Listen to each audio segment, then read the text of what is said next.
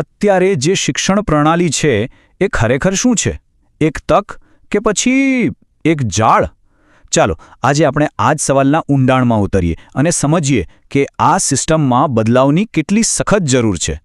હા, એ તો બધા જાણે જ છે કે આ બધા પોતપોતાના ક્ષેત્રમાં અતિશય સફળ થયા, પણ એમની સફળતા સિવાય એક બીજી બહુ જ આશ્ચર્યજનક વાત છે જે આ બધાને એકબીજા સાથે જોડે છે. આ બધા જ દિગ્ગજો એક જાળમાંથી બચી નીકળ્યા, અને એ જાળ એટલે આપણી અત્યારની શિક્ષણ પ્રણાલી. એક એવી સિસ્ટમ કે જે કદાચ પોતાનો મૂળભૂત હેતુ જ ચૂકી ગઈ છે. તો આ જાળનો મતલબ શું છે? આ સિસ્ટમમાં એવી તો શું ખામી છે? ચાલો આ સમસ્યાના મૂળ સુધી પહોંચીએ અને એને બરાબર તપાસીએ. આપણી શિક્ષણ પ્રણાલી એક ફેક્ટરી જેવી બની ગઈ છે, જેનો અસલી હેતુ તો દરેક બાળકની અંદર રહેલી વિશિષ્ટ પ્રતિભાને બહાર લાવવાનો હતો. પણ હવે એ ફક્ત એક કન્વેયર બેલ્ટ જેવી બની ગઈ છે, જે એક સરખા પ્રોડક્ટ્સ તૈયાર કરે છે. એવા વિદ્યાર્થીઓ જેમની વિચારવાની અને કલ્પના કરવાની શક્તિને દબાવી દેવામાં આવી છે. જાવેદ અખ્તર સાહેબની આ વાત કેટલી સાચી છે નહીં?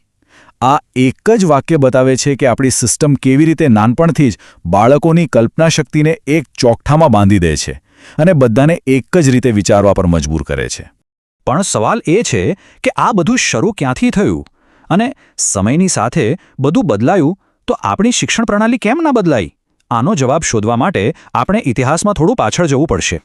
જુઓ, છેલ્લા 100 વર્ષમાં એક સાદો ટેલિફોન સ્માર્ટફોન બની ગયો. ગાડીઓ પેટ્રોલ પરથી ઇલેક્ટ્રિક પર આવી ગઈ. પણ આપણા ક્લાસરૂમ? એ આજે પણ લગભગ એવા ને એવા જ છે. તો વિચારો, આ 100 વર્ષ જૂની સિસ્ટમ આવતીકાલની પેઢીને કેવી રીતે તૈયાર કરી શકશે? આ સિસ્ટમનો પાયો 1835માં લોર્ડ મેકોલે નામના એક અંગ્રેજે નાખ્યો હતો, અને તેનો હેતુ એકદમ સ્પષ્ટ હતો: એવા ભારતીયો તૈયાર કરવા જે નેતા નહીં પણ બ્રિટિશ સામ્રાજ્ય માટે સારા કારકુન એટલે કે સારા નોકર બની શકે. અને એ જ વારસો આજે પણ ચાલી રહ્યો છે. મિકોલેની વિચારસરણી સાફ હતી: એવા લોકો બનાવો જે માલિક નહીં, નોકર બને. આ માટે તેણે આપણી હજારો વર્ષ જૂની ગુરુકુળ પરંપરાને ખતમ કરી નાખી. અને સૌથી દુઃખની વાત તો એ છે કે અંગ્રેજો તો જતા રહ્યા, પણ આપણે આજે પણ એ જ ગુલામીની માનસિકતાવાળી શિક્ષણ પદ્ધતિને પકડી રાખી છે. તો આ જૂની પુરાણી સિસ્ટમનું પરિણામ શું આવ્યું? પરિણામ એ આવ્યું કે આજે હાથમાં રહેલી ડિગ્રી અને બહારની દુનિયાની વાસ્તવિક જરૂરિયાતો વચ્ચે એક બહુ જ મોટી ખાઈ બની ગઈ છે. જરાક વિચારો, શું સ્કૂલ કોલેજમાં ક્યારેય પૈસાનું મેનેજમેન્ટ કેવી રીતે કરવું, લોકો સાથે વ્યવહાર કેવી રીતે કરવો કે જીવનમાં આવતી નિષ્ફળતાઓનો સામનો કેવી રીતે કરવો એ શીખવામાં આવ્યું? ના, જીવનના સૌથી અગત્યના પાઠ આપણા અભ્યાસક્રમમાંથી જ ગાયબ છે. અને આનું પરિણામ ઇન્ડિયન સ્કિલ રિપોર્ટ 2024નો આંકડો ચોંકાવનારો છે. આપણા 50%થી વધુ ગ્રેજ્યુએટ્સ એવા છે જેમની પાસે ડિગ્રી તો છે, પણ નોકરી કરવા માટે જરૂરી આવડત જ નથી. આ એક બહુ મોટું રાષ્ટ્રીય સંકટ છે. અને આ સિસ્ટમની સૌથી દર્દનાક કિંમત આપણા વિદ્યાર્થીઓ ચૂકવી રહ્યા છે. દર વર્ષે 14,000થી વધુ વિદ્યાર્થીઓનું જીવન ટૂંકાઈ જાય છે.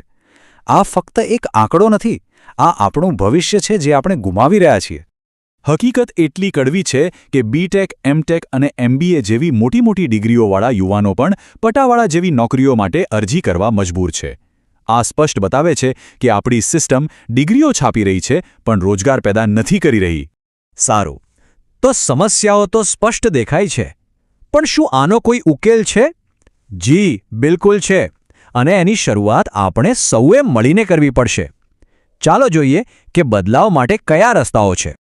હજારો વર્ષ પહેલાં ગુરુ દ્રોણાચાર્યે દરેક શિષ્યની અલગ અલગ પ્રતિભાને ઓળખીને તેમને તાલીમ આપી. તેમણે ક્યારેય માછલીને ઝાડ પર ચઢાવવાની કોશિશ નહોતી કરી. તો પછી આજે આપણે શા માટે દરેક વિદ્યાર્થીને એક જ ત્રાજવે તોલી રહ્યા છીએ? તો ઉકેલ શું હોઈ શકે? આ રહ્યા એ 5 જરૂરી પગલાં. પહેલું, ગોખણપટ્ટીનો અંત લાવીને વિષયને સમજવા પર ભાર મૂકવો. બીજું, પૈસાનું સંચાલન ફરજિયાત શીખવવું. ત્રીજું, ભવિષ્યમાં કામ આવનારી સ્કિલ્સ જેવી કે કોડિંગ, એઆઈ શીખવવી. ચોથું, શિક્ષકોને સમય સાથે અપડેટ કરવા. અને પાંચમું, માનસિક સ્વાસ્થ્ય અને જીવન જીવવાની કળા શીખવવી. આ 5 પગલાં શિક્ષણ પ્રણાલીમાં ક્રાંતિ લાવી શકે છે.